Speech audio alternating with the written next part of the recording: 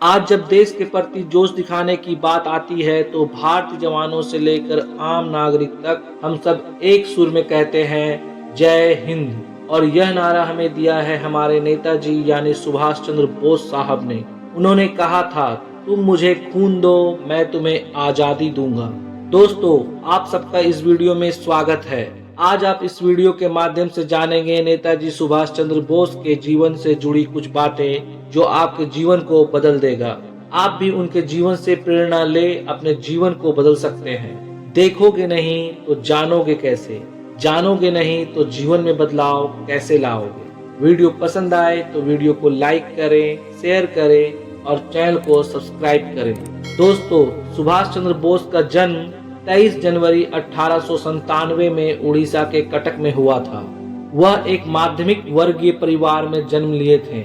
उन्होंने गिने चुने भारतीयों में से 1920 में IPS परीक्षा में उत्तीर्ण आए थे। उन्हें चौथा स्थान प्राप्त हुआ था। वह वर्ष 1921 में भारतीय राष्ट्रीय कांग्रेस के सदस्य बने थे।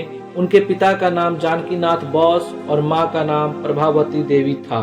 उनके पिताजी कटक शहर के मशहूर वकील में से एक थे। सुभाष चंद्र बोस कुल मिलाकर 14 भाई बहन थे। सुभाष चंद्र बोस एक महान स्वतंत्रता सेनानी थे।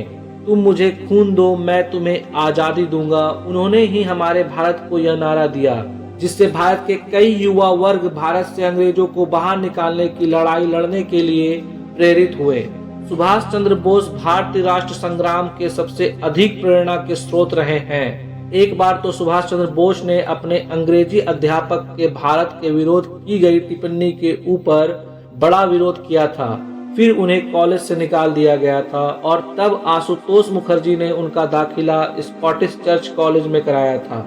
फिर उस जगह से उन्होंने दर्शन शास्त्र में प्रथम श्रेणी में BA पास किया था। उस समय के बाद वह भारतीय नागरिक सेवा की परीक्षा में बैठने के लिए लंदन चले गए थे और उस परीक्षा में चौथा स्थान प्राप्त किया था। कैम्ब्रिज विश्वविद्यालय में से दर्शन शास्त्र में MA भी किया था। महात्मा गांधी के नेतृत्व में देश बंधु चित्तरंजन दास के सहायक के रूप में कई बार वह गिरफ्तार भी हुए थे। सुभाष चंद्र बोस के अंदर राष्ट्रीय भावना इतने जटिल थे कि वह दूसरे विश्व युद्ध में भारत छोड़ने का फैसला किया था। फिर वह जर्मन चले गए थे और वहां से 1943 में सिंगापुर गए, जहां उन्होंने इंडियन नेशनल आर्मी का कमान संभाल ली थी। धीरे धीरे उन्होंने जापान और जर्मनी की सहायता से अंग्रेजों के विरुद्ध लड़ने के लिए एक सेना का संगठन तैयार किया था और उसका नाम उन्होंने आजाद हिंद फौज रखा था।